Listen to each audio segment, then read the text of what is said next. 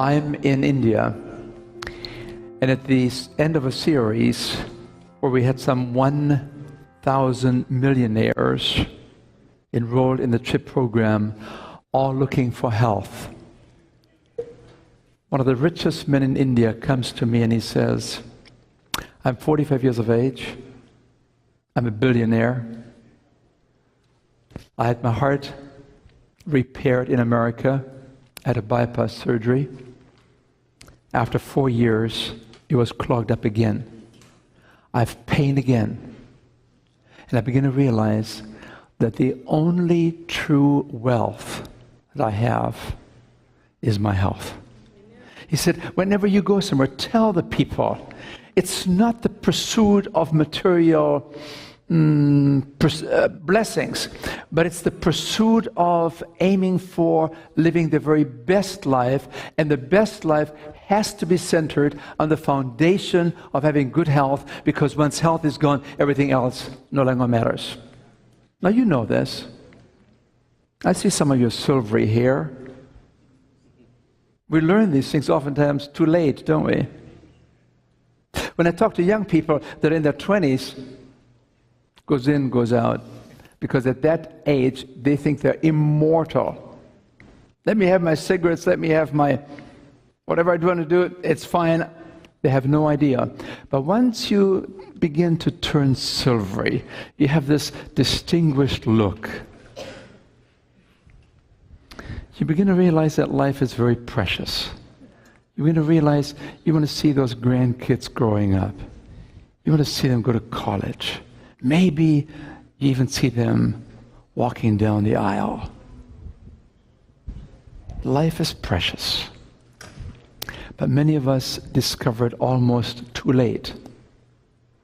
Now, I have some good news for you that I will share with you tomorrow.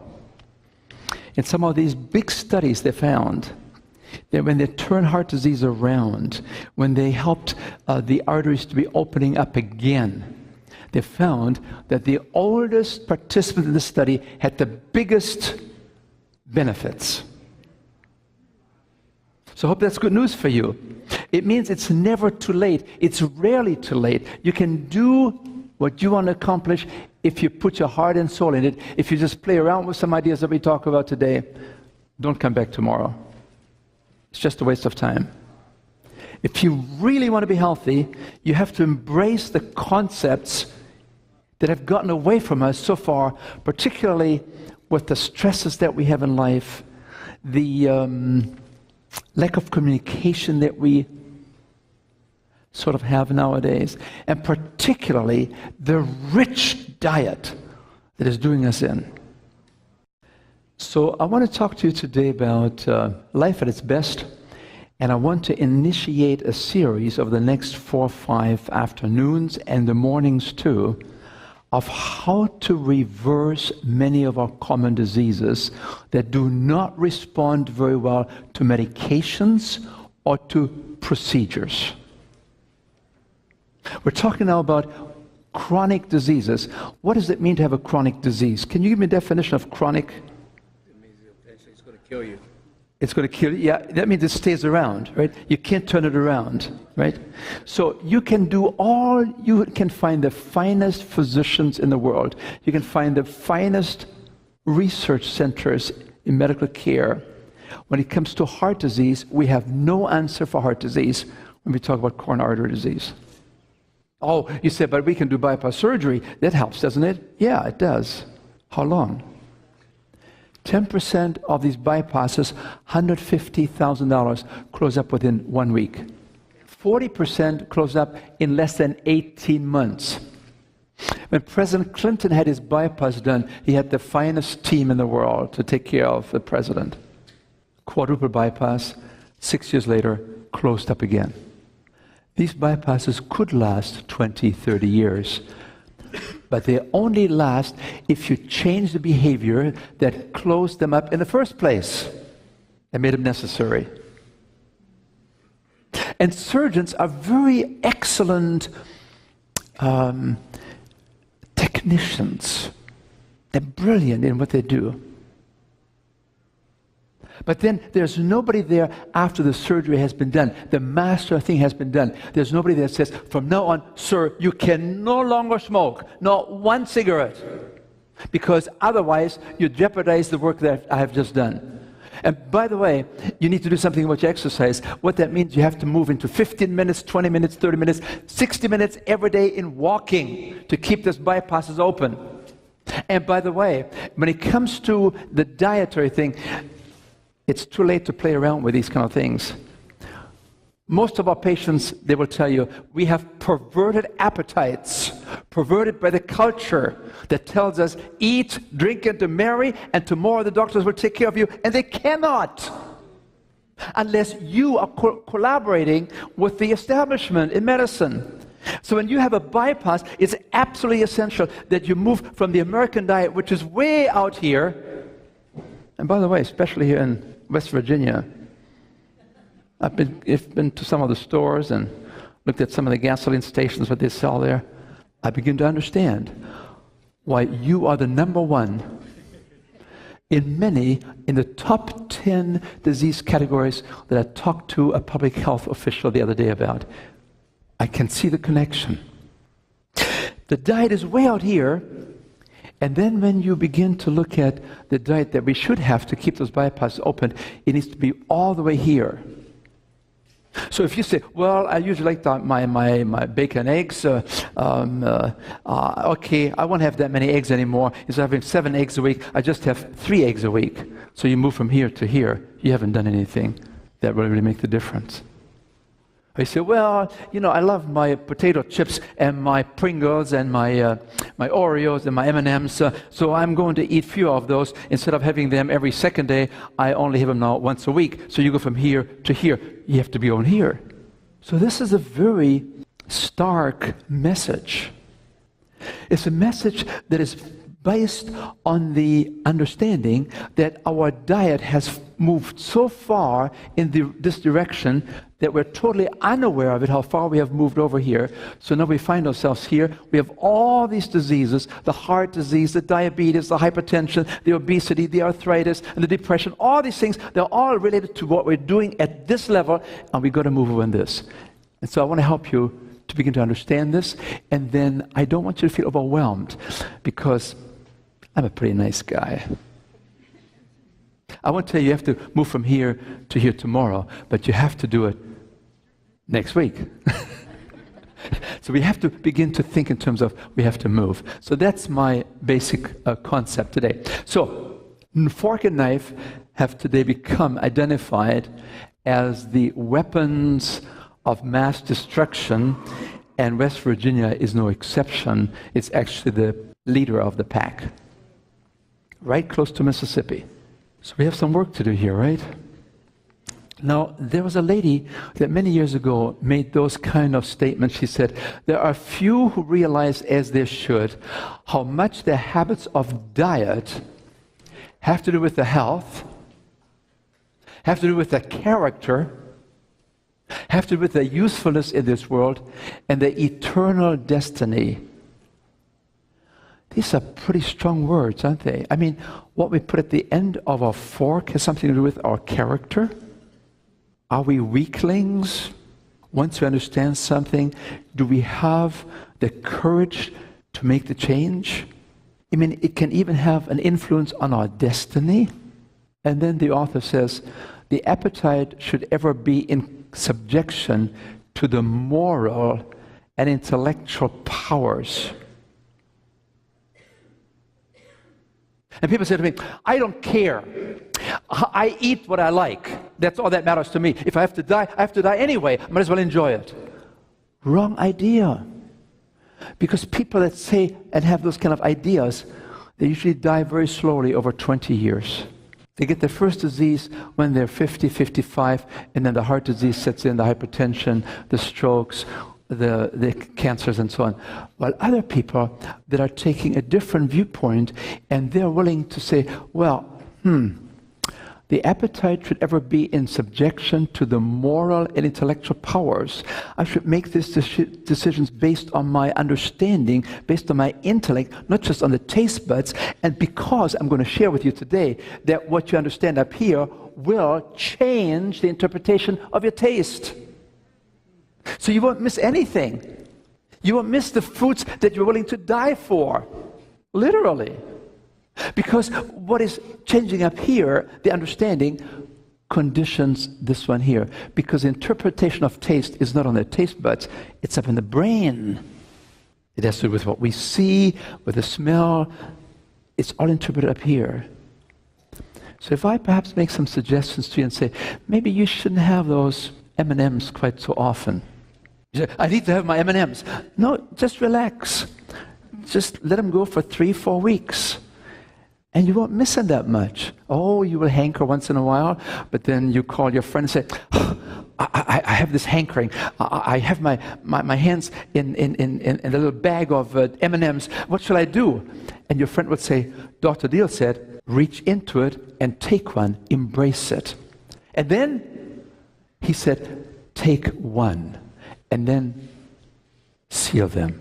And you see, you will see as time progresses, these things will be much, much less important to you. I'll give you an example. I'm doing some teaching for the Chrysler Corporation, and they wanted to reduce the medical costs of their workers. And they know that they cannot compete with Korean and Japanese manufacturers because the American worker uses much, much more of the medical costs that go into the car. So they hired me, and we gave them a 35-hour teaching program, an education program of how to change the habits, how to change your diet, how to change how we do things, our habits. And then I was at the hotel, and one man sends me a package. He must be an engineer because it's all duct tape. I mean, only people that are engineers are using duct tape to put something around a package. I had a hard time even opening this thing. When I finally opened it, I saw his note, and he said, I challenge you to eat those M&Ms in 95 days, one a day. Because I had talked about the idea that we need to make some changes. And I also told him that I love M&Ms, one a day. I trained myself to do this. I mean, if they're around, I have one a day. If I'm not, I don't even need them. So he sent me this package, and that night, I really enjoyed my M&M. I felt so good. I went to sleep. I felt very satisfied. I didn't miss my wife. I didn't miss my kids. I had my M&M. I'm fine. Next morning, I wake up. I wake up in the morning, and of course, on the bedside table, I have all those M&Ms lined up. So I see my M&Ms of different colors. I said, oh, I have one. And I know it's going to be a good day because I had my fix.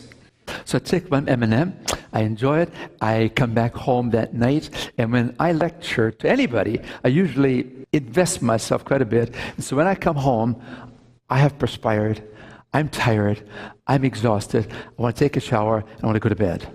So I come home, I'm coming home to the hotel, and it's late, it's 10 o'clock, and I see my M&Ms. It's going to be a good evening. And then all of a sudden, I said to myself, didn't I have one this morning? No. I didn't have one this morning. Yes, you did. No, yes, no, yes, no. So I always thought I was an intelligent person, so I figured, I can solve that problem very easily.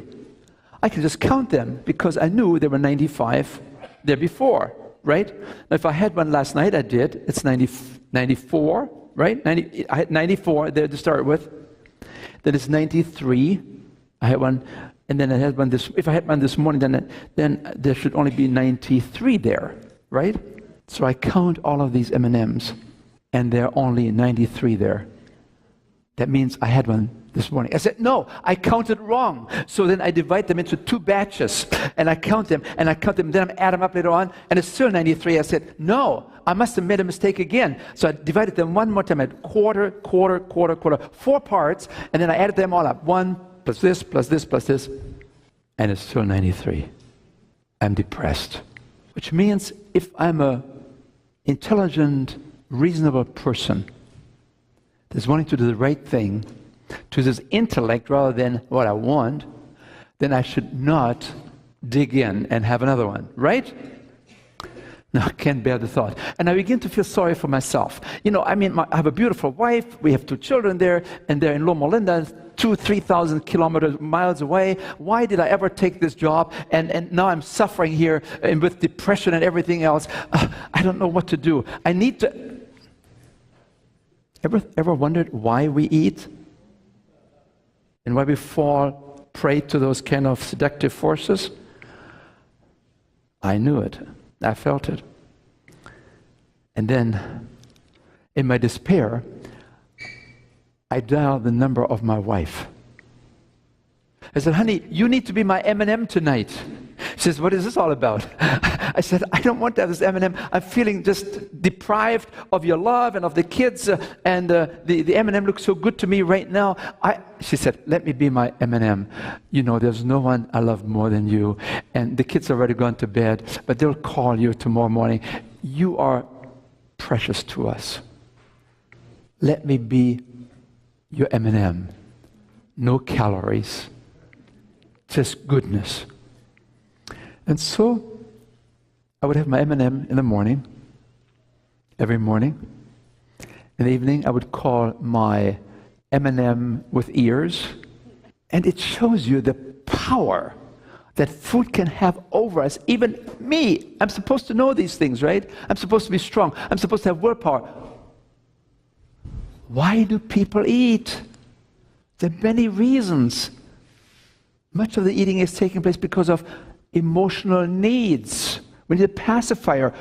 Food pacifies us. So, are you getting the idea now that maybe there's a relationship between our emotions and our food choices, the actions that we take? Do you think there could be a relationship between food and disease? Let's take a look at this. Here you see, I'll talk to you about some population studies. In Japan, after World War II, 1948, they could not find coronary artery disease in Japan. They could not find coronary artery disease in Japan. And so they wrote to Johns Hopkins University in Baltimore, and they said, can we purchase coronary arteries from Americans? Because we don't have the disease in Japan. Well, of course, the people have to die first, and then you take the coronary arteries out and you ship them to Japan. They said, we want to show Japanese medical students at the university here what kills every second American, because we don't have this disease here. They also said, we cannot find diabetes here in Japan. So here's some of the research data. Before 1960, it was impossible to find diabetes in Japanese adults. And then within the next 20 years, 30 years, 40 years, the diabetes rate had increased by 15 times. What happened? What changed in Japan? And by the way, I need to tell you that after 20, 30, 40 years of purchasing these coronary arteries from Johns Hopkins University, they became very self-sufficient. They said, we can make our own coronary artery disease now. We don't need the Americans anymore to sell us these closed arteries. We do it ourselves now. What happened? The Japanese diet changed because the West invaded Japan. Over the next 30, 40, 50 years, the Japanese began to eat more and more like Americans, and they developed also many of these American diseases. I tell you, I just came back from Lithuania a few months ago, which is a small country close to the Soviet Union, close to the Russian border, just south of Finland. They're a small country, and they used to always be part of Europe, but then after war, the Russians took over, and there was a change in the regime in 1946. The Russians are in. The Russians now take over, and then the Russians get kicked out in 1991. The Russians are gone, the wall is falling down in Berlin, and Lithuania is a free country again. And guess what happened next? The East leaves, the Russians are being kicked out, and the West comes in. What does the West bring in? Democracy.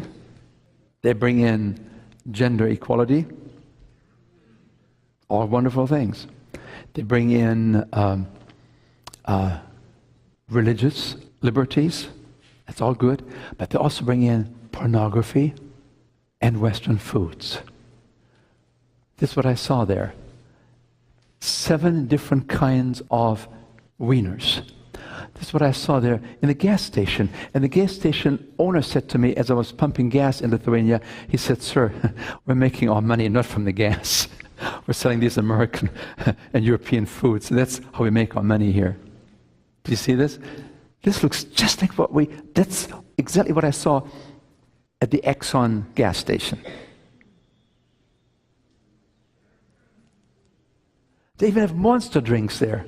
It's all there. And it all came in very fast, very rapidly. And over the next 25 years, now 65% of all the deaths among women are from coronary artery disease. These diseases emerge within 10, 15, 20 years. Just like in Japan. Remember, I talked to you about diabetes? Developed very rapidly, increased by 15 times in 20, 30, 40 years. Then, I just came back from Saudi Arabia last year. I was there, and I was absolutely shocked. Do you see these people here? They wear burqas. That means you cannot see anything. Everything is covered except you see 2 eyes. But they all stand in line. You don't have to even look for the golden arches. You know it's the golden arches because the lines are long. They're all in queue there, waiting for getting their hamburger and their fixes. And today, please note, about 33% of the Americans are obese. In Arabia, 36% of the adults are obese, particularly women. And I looked around there. I mean, I've never seen so many pregnant men in all my life.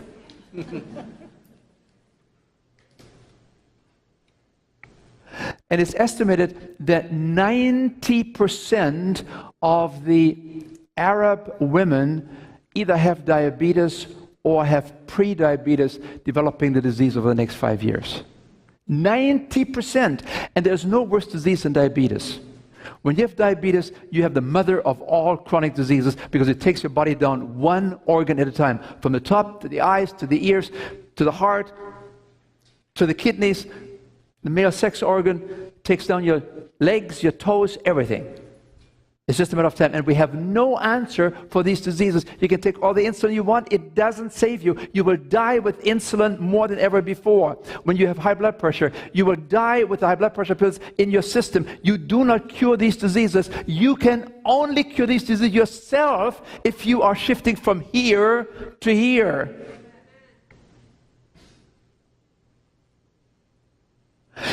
It's only if we can purify our appetites and break out of this perversion that has happened in our culture, especially in the last 30, 40 years. So I want to talk to you today about the role of diet in chronic disease. Fork and knife, weapons of mass destruction. This is America. Every 3rd death is due to heart disease and to strokes. 1/3 of all the deaths. And I want you to understand that this is a disease that was difficult to find 100 years ago in this country. This is a new epidemic. You look at breast cancer. 1960, we used to have 1 out of 20 women developing breast cancer. Now it's 1 in 7. We have the finest medical care system you want to look for, but it doesn't make any difference because when it comes to these cancers, you are more powerful in many, many cases, in many of these kind of cancers, than the procedures and the medications are being offered. You get the idea that you're very powerful? Are you ready to assert some of that power that I'm going to recommending to you? Are you prepared to think about this? Let's take a look at this. Diabetes. You see, 1985, something happened in 1985. You see, this is about 3 to 4%, 5% of all the people, the adults, had diabetes at that time. 1985, all of a sudden, it goes up very, very high, and this is people over 60 years of age. They now had developed 30% of all the adults in America have now diabetes. 30% of people over 65, that's most of you here, either have full-blown diabetes or you're developing it right now over the next 3 years. That's the statistics. It happened all in the last 30 years. We didn't have that much diabetes in this country. And people say, well, my grandfather had diabetes, and my grandmother had diabetes, my father had diabetes, my mother had diabetes, so I must have diabetes too, right? It's in the genes. It takes 300 years to change the genetic pool in a society. This happened in 30 years. This is not a genetic disease. You can change a disease in 3-4 weeks if you're willing to make some very simple changes, and you go from here to here. Do you hear what I said? How many weeks? 4 weeks. And your physicians will have to take you off the insulin gradually and off the medications. 4 weeks. You have a 40, 50, 60, 70% chance to make that happen in less than 4 weeks. You're powerful. Diabetes is not coded in the DNA. I mean, people have this idea, well, it's passed on from one generation to the next. I just picked the wrong parents. No. We didn't just pass on the genes. We also passed on the recipes from one generation to the next. Look, what do you see there? Tell me, what do you see there? We're all blind here. So tell us what you see so that we can all understand what you see on that picture. Changing American seats. Well, 19. No, tell us. How many seats do you see there? Three. 3 chairs, 3 seats. And what happens? Over time, from 1900 till? 1970. What happened to the seats? They filled up. They filled up. Okay. Did they fill up a lot? No, not really. No, they basically stayed around 17 and a half inches. But look what happened in 1980. What happened now? All of a sudden, they went from 7 inches to 24 inches. Why do you think that happened? Because they had so much extra lumber here in West Virginia. They said, let's build larger chairs to get rid of all the lumbers. We can make a good profit from it. Is that what happened? No? We'll talk about that one of the afternoons when I talk to you about obesity, excess of overweight, and how to take care of that. But look, that's what happened. So we have become larger than ever before. Now, how do you gain weight? How is that in Arabia, in Lithuania, in Japan, people are getting larger? How is it that in our society we're getting larger? Well, let's take a look. So when you are obese, it's more than just being overweight. This is being really large, okay? The chances of being a diabetic is 7 times more likely to happen. When I see a large person, 20, 30, 40 years of age, and I just get a little closer to that person, and they don't know what I'm doing, but I kind of see if I can pick up some sweet breath. That's a typical breath of a diabetic. Because I suspect when a person is this large, they're almost guaranteed to wrestling with diabetes. Either they're developing it or they've already developed it already. So obesity is the cousin of obesity and diabetes. They go together. Then please note, when you have high blood pressure to worry about, these people are usually 6 times more likely to develop high blood pressure if they're obese. They have 5 times more likely to have heart disease. They have more arthritis. They have more asthma. They have more cancer of the breast, prostate, colon, cervix if they are obese. So what's the first lesson today? Do something about. If you're overweight, think about what you can do to shed some of the extra weight. And I'll show you in a couple of days how you can eat more food and lose weight. Are you interested in that? How to eat more and lose weight? People always say to me, I've gone to heaven. If this is really true, I mean, I can eat more and I'll lose weight. Yeah, that's right. I'll show you. But you have to pick the right foods. So what happened 1975, 1980, when we all of a sudden saw the emergence of the larger seeds? What happened when we began to see the emergence of diabetes, of cancers and so on? What happened? 1972, we changed our diet in America, and it changed the world because we introduced fast foods into our culture. And you can see there, the fast foods in 1972, we sold 3 billion. Today it's probably more like 200 billion, and that's just in this country alone. We have 230,000 outlets. And 48% of the food that we eat nowadays is eaten away from home. We no longer eat at home. Many people don't cook anymore on a regular basis. Young people, if they lose their can opener, they're going to starve. If their microwave oven fails them, they'll suffer from malnutrition. So this is the most important slide here that I want to spend some time on. Can you all stand up for a minute? Yeah, that's really good. All stand up. And why don't you keep standing, okay? Because sitting too long is kind of dangerous for your health too. So just keep on standing for about 2, 3, 4 minutes, and then we can sit down. Okay? Now, this is now the diet in a poor Mexican farmer. What does a Mexican farmer eat? Give me one item that they eat. What do Mexicans eat? Beans. What else? Corn. What else? Rice.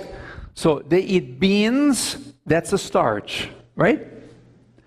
They eat corn, that's a starch. They eat potatoes, that's a starch. They eat brown rice, that's a starch. Are you with me? They have an occasional chicken, but not very often because they're too poor to have those. And so you see now here, this is then the diet. The diet in a poor Mexican family there in Mexico, the green color is almost all starch, and there's a little bit of sugar, there's a little bit of fat, and then there is some protein. There's always enough protein in a diet if people get enough calories to eat. You never have to ever worry about getting enough protein if you get enough calories to eat. Are we clear on this one? This is the second lesson here tonight. The first one was,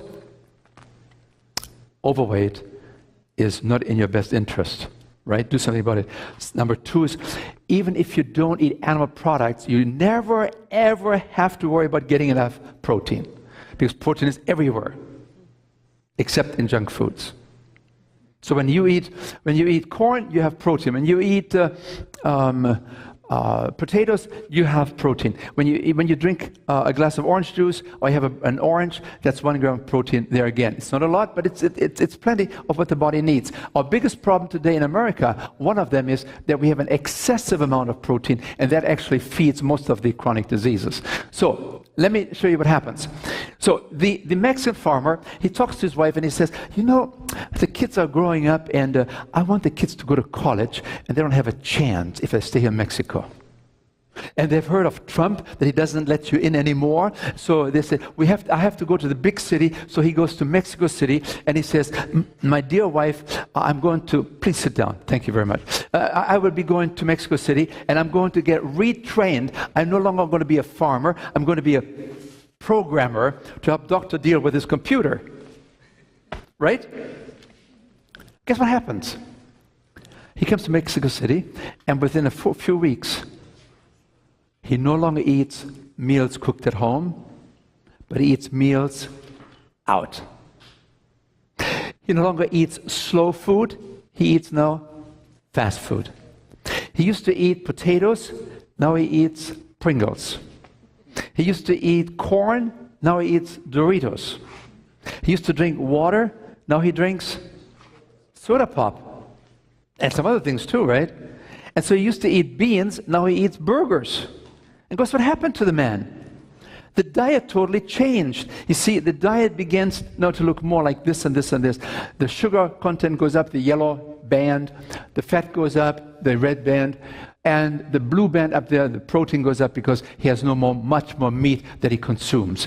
And so in the end, he has a diet like the American diet that you see here, where you see most of it comes from fats and sugar and some protein here, and the starch is now a minority member. The starch that you eat here in America is mostly white flour, right? We don't eat brown rice anymore. We don't eat quinoa anymore. We don't eat barley anymore. It's all pre-processed foods. We no longer eat what we used to call coarse food. Coarse in distinction from refined, processed foods, right? And so whenever you have this kind of a dietary change, which is always in response to becoming more affluent, we're spending more and more money here on food. We have more money that we can now invest in eating food. And now we have this kind of a diet composition. Within 5 to 10 years, you will eat like this, and in 5 to 10 years, you will have the American diseases if you didn't have them before. That Mexican farmer, in the next 10, 15, 20 years, will have diabetes, hypertension, and. And he came to the big city because he wanted to help the family.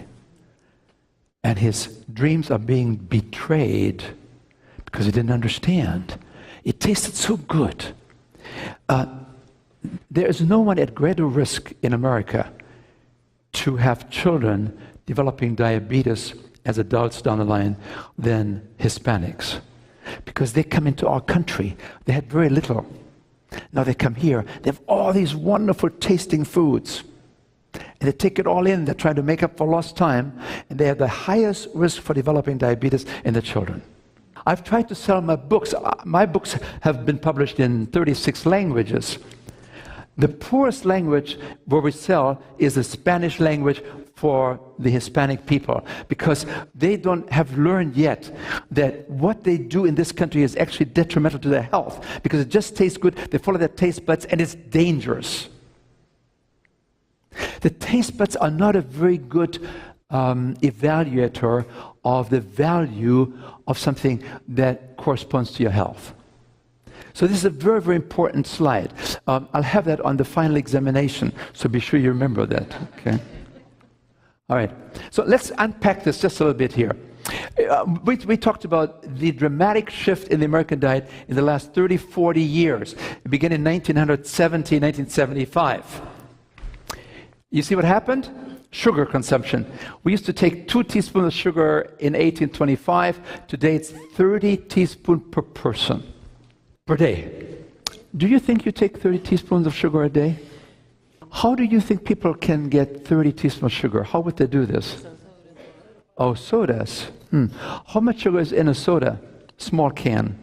10 to 12 teaspoons of sugar.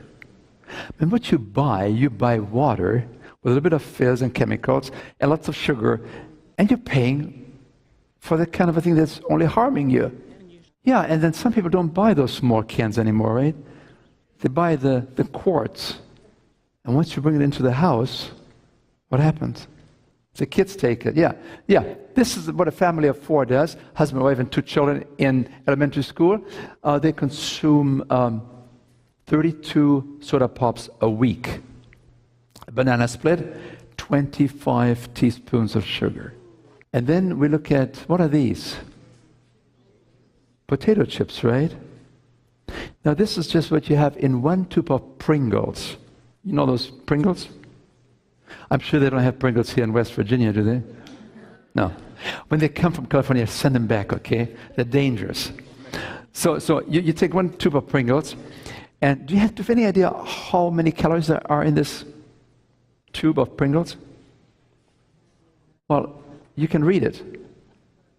1,120 calories, which is 1/3 of a pound of fat on your body. And you can eat those. I asked my medical students, how long does it take you to eat 1 tube of Pringles? It's 13 minutes, sir. So in 13 minutes, you eat how many calories? We don't know. We don't take nutrition in medical school. We don't know anything about nutrition. But tell us, yeah, it's about 1,000 calories you eat in how many minutes? In 30 minutes, you're packing on 1/3 of a pound of fat on your hips. Now I said, imagine you have just run out of Pringles, and now you have to really eat potatoes. How many potatoes would you have to eat to get 1,000 calories? They said, we don't know how many calories are in potatoes. Tell us. I said, well, there's about 100 calories in a medium-sized potato. So if you have 1,100 calories, how many potatoes do you need to eat? 10 to 11. So you see, when you eat processed food, you can eat 1,000 calories in 30 minutes. When you buy them as they come in nature, as God designed them, you have to eat 11 potatoes. And I asked the students, how many minutes would it take you to eat 11 potatoes? They said 11 days. Do you get the idea? God, as a master designer, is in the business of packaging food correctly. You can eat all the potatoes you want. You cannot gain weight regardless of what they tell you. They talk to you about carbohydrates and all these things. Just wipe it all off the slate. It doesn't. It's all salesmanship. I just give you I give you the guidelines right now so that you have some idea what I'm going to talk about for the next 4 days. I had this pediatrician come to me and he said to me, come on, he said, how can I train? How can I teach? How can I educate a mother that comes with her child to me? I have 10 minutes time. That's all the system gives me. I have 10 minutes to see that mother, and in 10 minutes I have to diagnose the child, I have to diagnose the ill, match it with a pill, send them home with a bill. Next one. And you want me to tell and teach the mother about nutrition? Come on. I said, you can do it in 30 seconds. He looked at me, he said, tell me another one. I said, okay. Are you ready? 2 principles. Number 1, tell the mother, don't buy too often foods that have nutrition labels. What do I mean by that when I talk about nutrition label? Very good. So this gentleman says, when you buy a potato, there's no nutrition label on a potato. But when you buy a Pringles, the government demands that you put on there how many calories, how much salt, how much sugar, all of these kind of things, because the government knows that these refined products are not in your best interest, and they want to give you a chance to become an informed consumer to making a wise decision, except that no consumer understands these labels. My wife, she bought Pam. You know Pam? You know, and she says, honey, this is really great. How many calories do you have in Pam? How many calories? 0. Haven't you read the labels? It says no, you don't. Have you read the labels? Sometimes? Yeah, it says right there, 0 calories, Pam. And my wife says, this is great. Shh. Shh. This is wonderful. I said, honey, have you read what the serving size is? It will tell you how long you can spray it to get 0 calories. And she said, no. I said, would you read it for me? She looked at the label. She said, what? 1/4 of a second. That's it. Nobody can do this. But you see, if they can give you a serving size that is under 0.5 calories, then they're allowed to write on the label 0 calories. And some people don't read the serving size, and they go like my wife, shh. We're being fooled all the time because people don't understand these labels. They were made for a purpose, but nobody seems to really understand it because, again, the industry has manipulated them in such a way that they don't really meet the intent of the law. So, 1,120 calories, these are Pringles. That's 62% fat. When you eat potato chips, that's not a potato, that's fat. When you have these, what do you call those Adventist things, those haystacks? Did I say enough? You got the idea? Let us eat potatoes. Let us eat the food the way the master designer provided for us. And you say, well, but you know, a potato doesn't really taste all that good. Yeah, I know. So when the kids come home from college, when the grandkids come home, we have a baked potato, one of those big ones. And when they come out of the oven, we usually do surgery without a license. We open it up, and then what do we hide inside? Butter and sour cream, cheese. It's all fat, fat, fat, fat, fat. And out of that big potato, which might be 180 calories, you make it into a caloric bomb of 500 calories. They said, no, it's really good. And then you say, I can't eat potatoes because potatoes are fattening. It's not the potato, what you put inside and we're hiding there. That's what's doing it. He said, well, what can I do? Potatoes kind of flat tasting. Oh, do you ever make some lentil soup? Yeah. Why don't you take yesterday's leftover lentil soup? It always tastes better the second day. And put it over the potato. It's great. Or you can have some, if you're Hispanic oriented, you can put some salsa on there. There are all kinds of things. You just want to make it moist and add some flavor to it a little bit. That's all. But you don't have to use all this butter and sour cream and cheese. And God knows what we hide in these beautiful potatoes. Look at this. A potato only has 3% fat. You can eat all these potatoes, and that's the same number of calories that you had in this one tube of Pringles. And you can be filled up. You're full. You can eat lots of food, lots of potatoes, for instance. You don't have to worry about extra calories. How about this? What is this one? That's a milkshake? That's a big milkshake. That's 2,000 calories. My wife is 5 feet and 1 inch. And she exercises pretty much every day in the gym there at Loma Linda. She needs about 1,500 to 1,600 calories to be in good health, to have the energy that she needs. 1,500 to 1,600 calories. Just one milkshake is 2,000. I mean, people come to me, oftentimes I have some women come to me and say, I want to lose some weight. And I ask them, I mean, what do you do? I mean, why do you think you're overweight? I don't know. I mean, I eat like a bird and I'm gaining all this weight. I said, what kind of bird are you? Are you a sparrow or are you a vulture? You see, people don't seem to understand.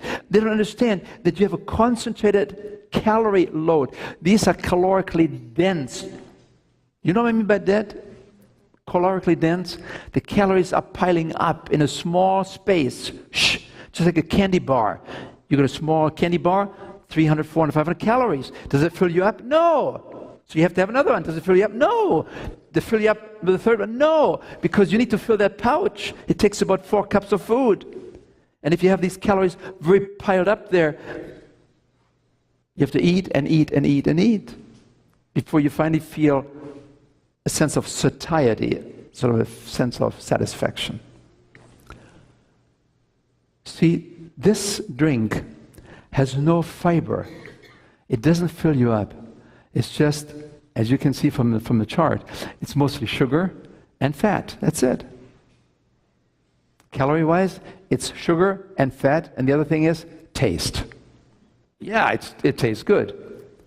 Because we have become used to those kind of things and begin to crave them. We become addicted to these foods. We're talking about that. How the industry actually addicts people and they don't even know it. We think that, well, I'm just weak-willed. No, no, no, no, no. It's much more complicated than that. We'll talk about that some other time. So this is what we then eat. About 44% of all the calories that we eat, about half of all the calories that we consume, half of the calories almost that we eat, have no nutritional value. It's mostly sugar and fats and alcohol. We became the first society that was overfed and malnourished. Can you believe it? And it started in the 1970s, 80s. We always thought people are malnourished because they don't get enough calories. We have more calories than anybody else needs, and we're also malnourished because the foods that we eat have no nutritional value. God placed foods within our reach. These foods contain over 100,000 micronutrients. And you say, well, if I don't get my good food that I'm supposed to eat, I just take a few supplements. Folks, that's not the answer. You can take all the supplements you want. In most cases, they probably do more harm than good. Because we need probably many of those 100,000 micronutrients that you find in food. You have an orange. Orange is known for what? It contains what? Vitamin C. So you didn't have time to have your orange, and you didn't have any orange juice in the house, but you have a vitamin pill, vitamin C, right? So you take the vitamin C tablet, it's fine. It's the same amount, it's exactly the same biochemical structure, the vitamin C that you have in the pill, that you have in your orange juice. So you figure everything's okay. It's not. Because we now understand that there are probably at least 50, maybe more like 100 other micronutrients in that orange that activate the vitamin C in the orange to be really fully accessible to you and giving you optimal value. It doesn't come by taking the vitamin C tablet, even though the biochemical structure is the same, but you have other activating substances in that food that God prepared. Are you with me? You begin to understand? It's much more complicated than we thought, isn't it? And so here's one of the famous nutritionists from Harvard, Dr. Willard. He said, the transition from food to becoming an industrialized product. You see, we don't eat food anymore, we eat products. They have become industrialized, they have become mechanized, they have become processed, they have become engineered. And he said, when you make that shift from food to industrialized product, you're establishing a lot of foundational problems, particularly when it comes to circulation-related diseases like heart disease and so on and so on, that we talk about later on. He said the actual processing of food has stripped it of its nutrition and concentrated its calories with adverse health effects. What am I reading here? What am I saying? Can you translate that for me? Whenever we processed food, we took everything out of it that was of any value. Yeah, that's right. But what we're really saying is that when you process food, there's always a danger that you have a significant loss of the original nutrients that were in the original product. And that creates a foundational problem in terms of health. So that was the first shift. We shifted from food to industrialized products, right? So now let me go to the second shift. This is now shifting to animal products. People don't seem to know that most of the fat that we eat is actually very well hidden. So when you go to the Colonel and you have some extra Krispy Kreme, most people don't realize that this has 18 pats of butter equivalent in that piece of chicken. The chicken is no longer grown the way it used to be grown. Have you seen how they grow chickens now? 150,000 birds under one roof. They never see the sun. They're dying from ammonia poisoning there. They're taking all kinds of antibiotics and so on, and growth enhancers, so that within 3, 4, 5 months you can sell these chickens because they have done their job. As a matter of fact, they talk about the idea that many of these chickens that are raised in these industrialized farms, in these cages, they actually talk about the idea that they gain weight so fast that their femur, their bones can no longer carry their weight, and they begin to fracture.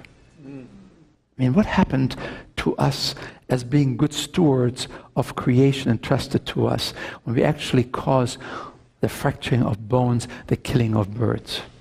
It's just one example. Where do you find most of the fat? Most of the fat in the American diet is found in meat, poultry, and fish. That's 35% of all the fat that we eat.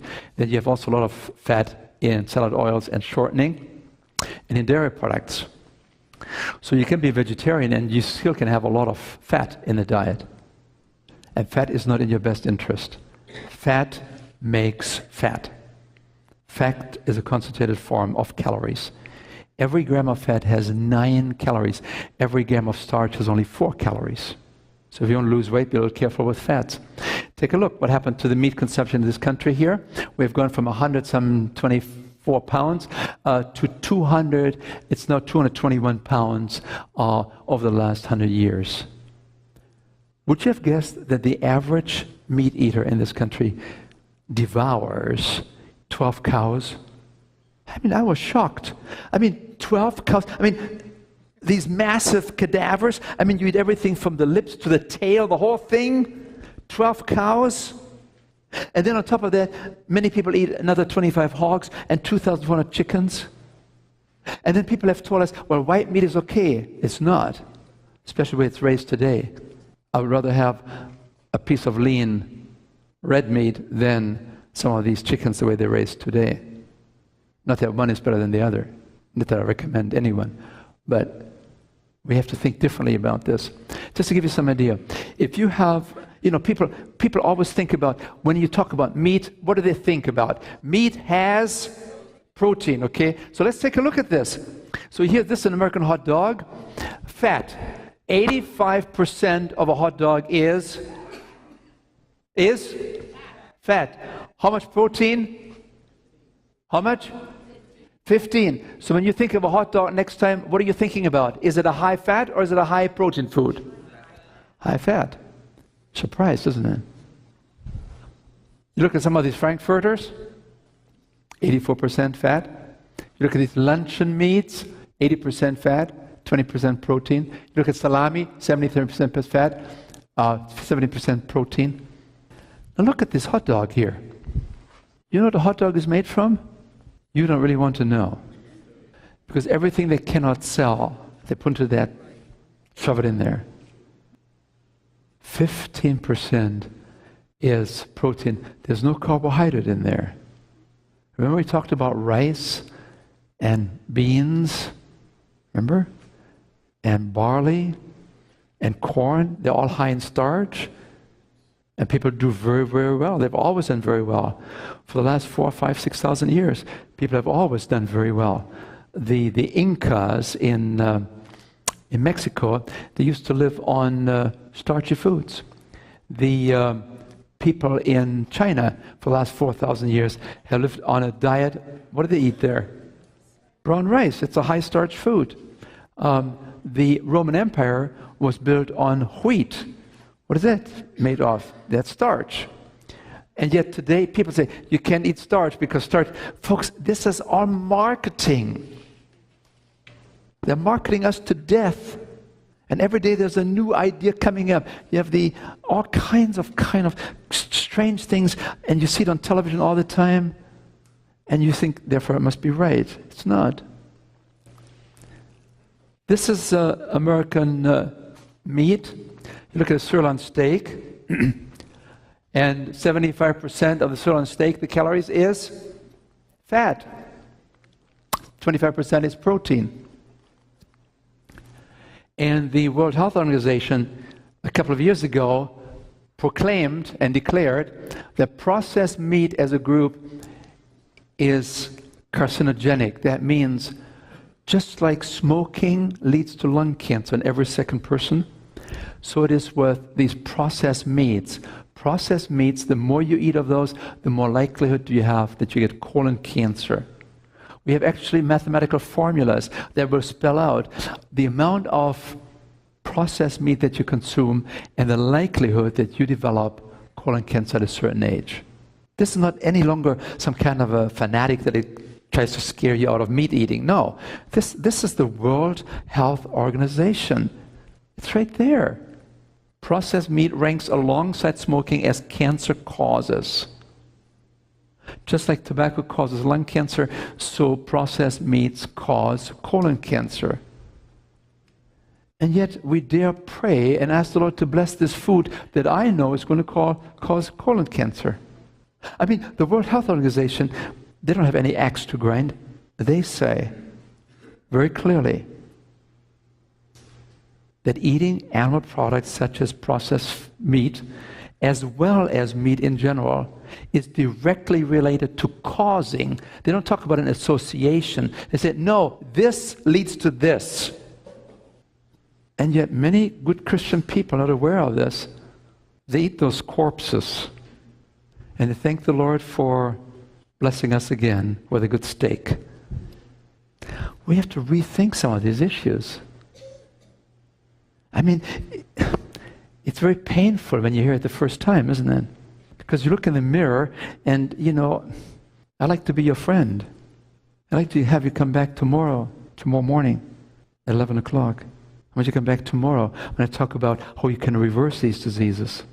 But we have to look into the mirror first to see that we're really in danger, so we begin to think of, how can I make some adjustments? How can I make some changes? Maybe I can't do it all in 1 week. Maybe I can't do it all in 1 month. But I need to be aware of it. Begin to read books. There are a long list of scientific references that very clearly show that this is not just some opinion piece by some author who wants to sell a book.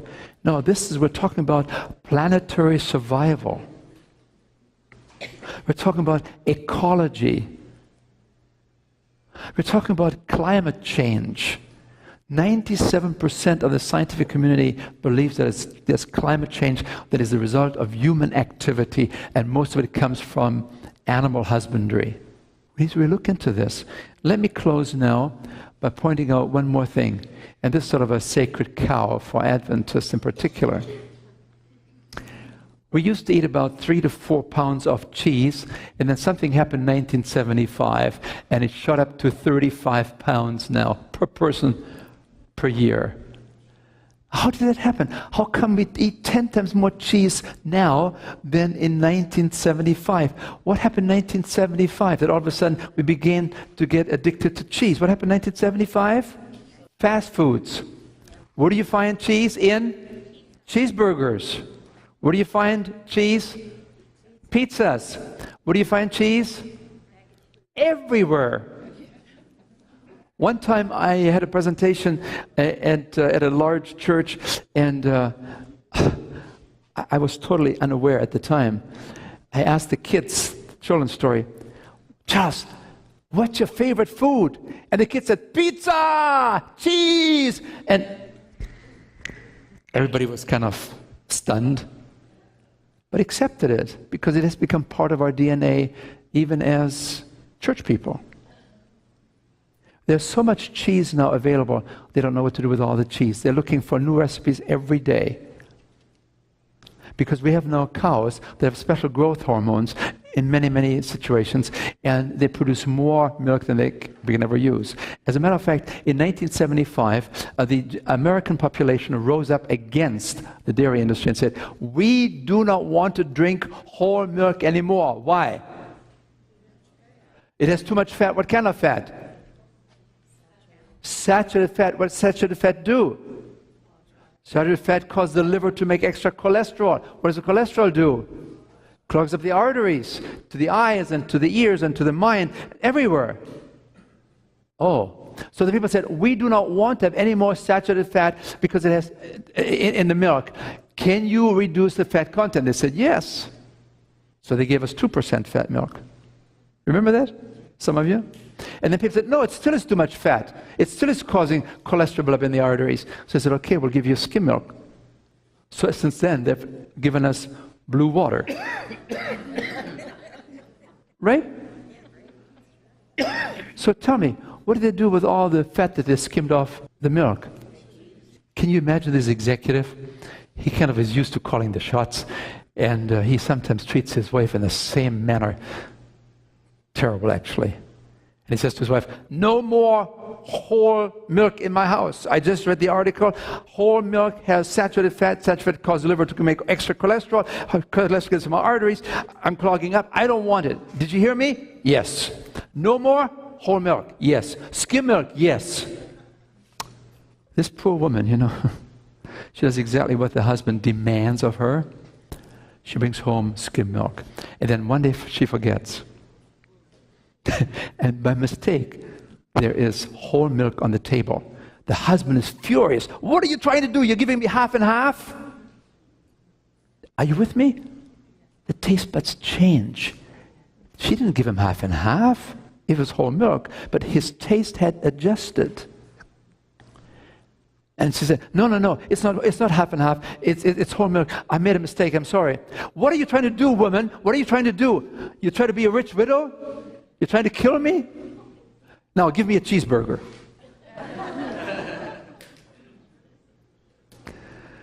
So this is why we want to really delve into the concept of healthful living. Not just one lecture, but we need to do it every day.